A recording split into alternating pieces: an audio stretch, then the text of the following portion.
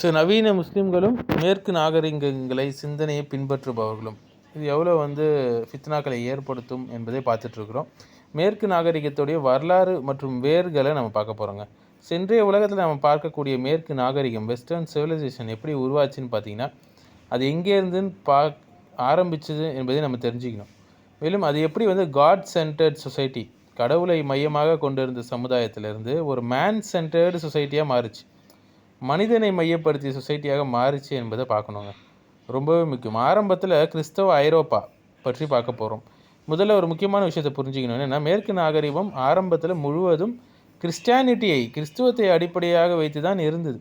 அந்த காலத்துடைய நிலைமை எப்படி இருந்ததுன்னா, சர்ச்சு தான் அல்டிமேட் அத்தாரிட்டி, பைபிள் தான் சட்டம், போப்பு தான் ஹையஸ்ட் பவரில் இருப்பார். இதனுடைய அர்த்தம் என்ன? சொசைட்டி முழுவதும் காட் சென்டர்ட் சொசைட்டியாக இருந்தது, கடவுளை மையமாக கொண்ட சொசைட்டியாக இருந்தது. மனிதன் கிடையாது மையம், இறைவன் தான் மையமாக இருந்தாங்க அவங்களுக்கு. பிரச்சனை எப்போ ஆரம்பிக்குதுன்னா, இப்படிப்பட்ட ரிலீஜியஸ் சொசைட்டி ஏன் மாறுச்சு?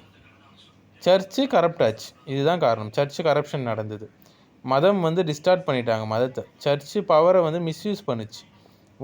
பல உண்மைகள் மறைக்கப்படுது. எக்ஸாம்பிள் எடுத்துக்காட்டு கலீலியோ கெலிலி, நம்ம எல்லாரும் படிச்சிருப்போம் இல்லைங்களா ஸ்கூல் புக்கில். அவர் என்ன சொன்னார்? பூமி சூரியனை சுற்றுதுன்னு சொன்னார் இல்லையா? சர்ச்சு இதை தவறுன்னு சொல்லிச்சு. அதனால் அவரை பனிஷ் பண்ணாங்க, தண்டனை கொடுத்தாங்க. இதனால் மக்கள் என்ன நினச்சாங்க? ரிலீஜன் மதம் உண்மையை அடக்குகிறது என்று நினச்சாங்க. இதற்கான ரியாக்ஷன் எப்படி வந்ததுன்னு பார்த்தீங்கன்னா, மதத்தை முழுவதுமாக மறுக்க ஆரம்பித்தாங்க. இதுதான் மிகப்பெரிய டேர்னிங் பாயிண்ட் ஹிஸ்ட்ரியிலே. மக்கள் என்ன யோசிச்சாங்கன்னா, ரிலீஜன் தான் ப்ராப்ளம், அதை ரிமூவ் பண்ணணும், அப்போ தான் நம்ம வாழ்க்கையில் முன்னேற முடியும்னு நினச்சாங்க.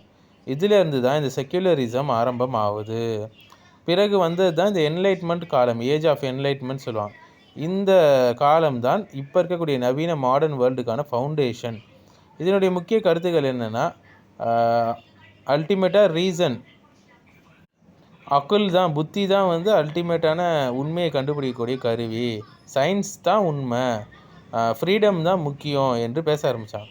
இதனுடைய முக்கிய சிந்தனையாளர்களாக பார்க்கப்படுறது வால்டயரு, ஜீன் ஜாக்கோஸ் ரோசோ, ஜான் லாக்கு. இவங்களுடைய மெசேஜ் என்னென்னா, ரிலீஜன், மதம் என்பது ஒரு ப்ரைவேட் மேட்டர், அது ஒரு பப்ளிக்கான விஷயம் இல்லை. ஸ்டேட் என்பது மாநிலங்கள், ஸ்டேட் என்பது செக்குலராக இருக்கணும் அப்படின்னு சொன்னாங்க. செக்குலரிசம் உருவாச்சு. மதம் வாழ்க்கையிலேருந்து பிரிக்கப்பட்டுச்சு. மதம் வாழ்க்கையிலேருந்து பிரிக்கப்பட்டுட்டா என்ன ஆகும்? இதனுடைய விளைவு, எல்லா சட்டத்தையும் மனுஷன் உருவாக்குவான். ஒழுக்கம் சேஞ்ச் ஆகிடும். எதெல்லாம் ஒழுக்கம்னு இருக்கோ அதெல்லாம் சேஞ்ச் ஆகிடும். உண்மை என்பது ரிலேட்டிவ்ங்க அப்படின்னு ஆகிடும். இதன் பிறகு தான் ஃப்ரெஞ்சு ரெவல்யூஷன் வந்தது. என்ன நடந்தது ஃப்ரெஞ்சு ரெவல்யூஷனில்? ராஜாவை தூக்கி எறிஞ்சாங்க, சர்ச்சு பவரை தூக்கி எறிஞ்சாங்க, மக்கள் பவரை எடுத்துக்கொண்டாங்க, லிபர்ட்டி, ஈக்குவாலிட்டி, ஃப்ரெட்டர்னிட்டின்னு ஸ்லோகன்ஸ் பேச ஆரம்பிச்சிட்டாங்க. இது சாதாரண ரெவல்யூஷன் இல்லைங்க. இது மதத்தையே ரிமூவ் பண்ணிட்டாங்க.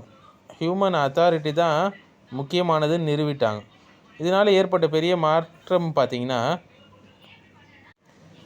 கடவுளுடைய முடிவு தான் இறுதின்னு இந்த இடத்துல மனிதனுடைய முடிவு தான் இறுதின்னு சொல்லிட்டாங்க.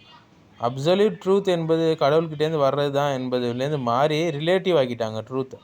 இங்கே தான் முக்கிய டேர்னிங் பாயிண்ட். அதன் பிறகு தான் மெட்டீரியலிசம், கேபிட்டலிசம் எல்லாமே வருது. மணி சென்டர்டான வாழ்க்கை வருது, காசை மையமாக கொண்ட வாழ்க்கை, ப்ராஃபிட் தான் உலகத்துடைய வெற்றி என்ற சிந்தனை வருது. மறுமையை எல்லாரும் மறக்கிறாங்க. மனுஷன் என்ன ஆகிட்டான்? ஒரு கன்சியூமர் ப்ராடக்ட் ஆகிட்டான். பணத்தின் பின்னாடி ஓடக்கூடிய அடிமையாகிட்டான், பணத்துடைய அடிமையாக. மேற்கு உலகம் வெளியே பார்க்க வளர்ச்சி போல் தெரியும், ஆனால் உள்ள ஒரு வீழ்ச்சி தான். ஏன்?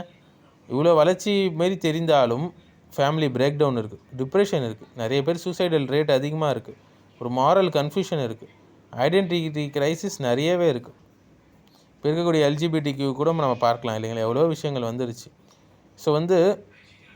இஸ்லாம் என்பது வஹியை அடிப்படையிலான ஒரு அழகான மார்க்கம். மேற்கத்திய சிந்தனை நாகரிகம் என்பது புத்தியை அடிப்படையாக கொண்டது. இஸ்லாம் மொராலிட்டியை அதிகமாக சொல்லக்கூடிய ஒரு மார்க்கம். மேற்கத்திய சிந்தனை மொராலிட்டி மாறக்கூடியது கால நேரத்துக்கு அப்புறம் என்று சொல்லுது. ஆயிரத்தை மையமாக கொண்ட வாழ்க்கை இஸ்லாம்.